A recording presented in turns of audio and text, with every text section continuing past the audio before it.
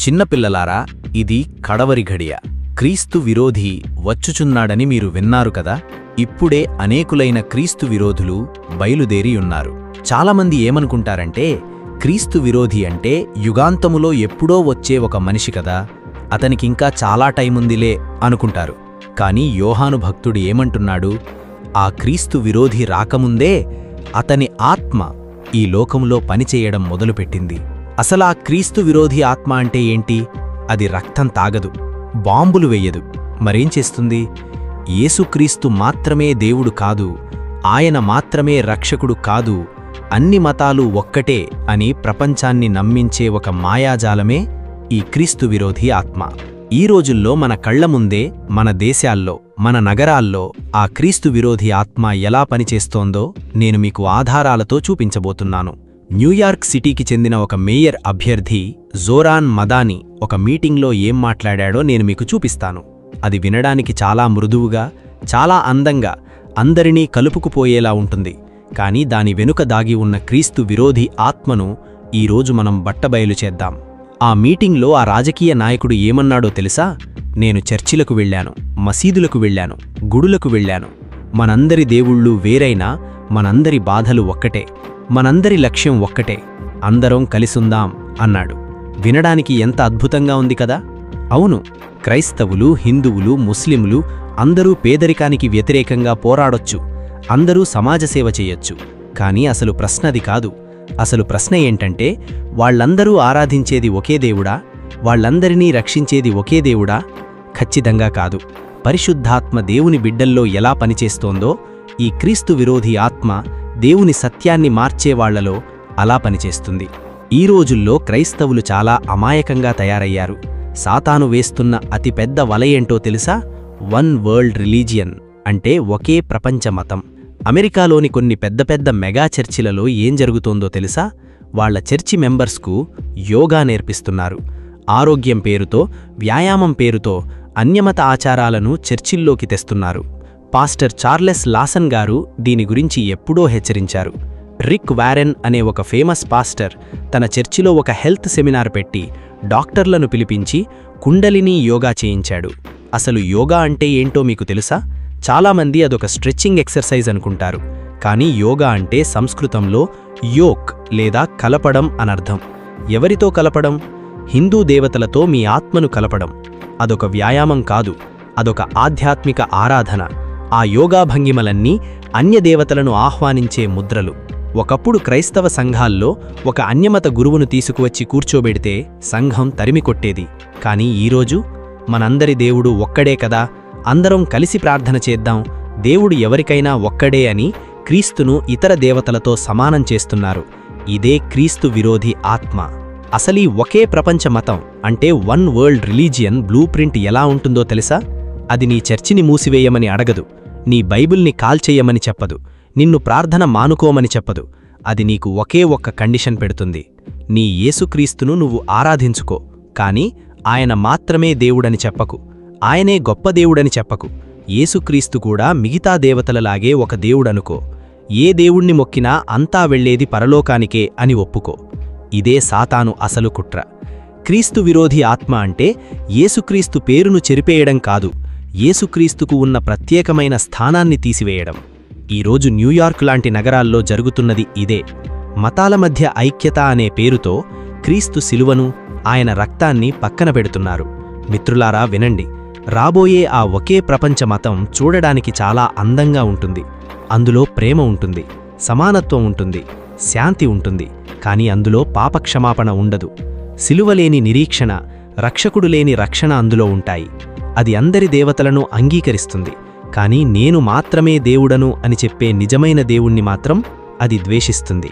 అన్యమత ఆచారాలను మైండ్ఫుల్నెస్ అని, మెడిటేషన్ అని, వెల్నెస్ అని పేర్లు మార్చి క్రైస్తవ సంఘాల్లోకి మెల్లమెల్లగా చొప్పిస్తున్నారు. యేసుక్రీస్తును ఒక మత గురువుగా మాత్రమే చూపిస్తున్నారు.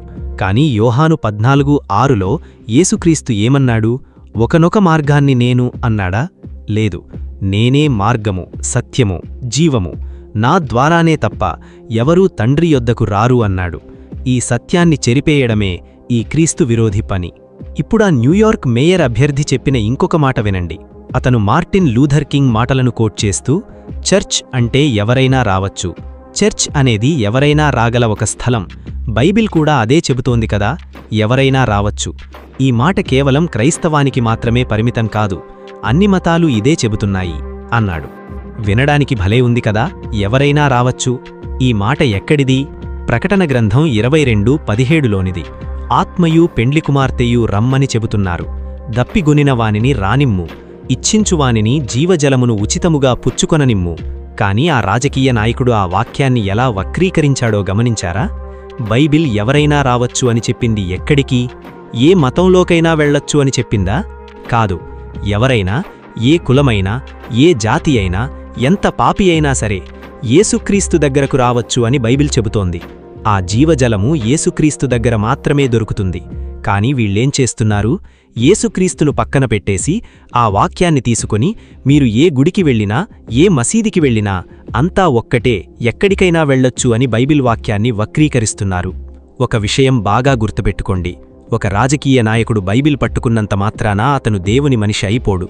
ఒక అబద్ధబోధకుడు వాక్యం చెప్పినంత మాత్రాన వాడు దేవుని సేవకుడు అయిపోడు. ఎందుకో తెలుసా? సాతాను కూడా బైబిల్ వాక్యాలు చెబుతాడు. అవును, సాతానుక్కూడా బైబిల్ వచ్చు.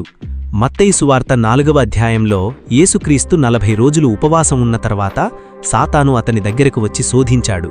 మొదట, నువ్వు దేవుని కుమారుడివైతే ఈ రాళ్లను రొట్టెలుగా మార్చు అన్నాడు.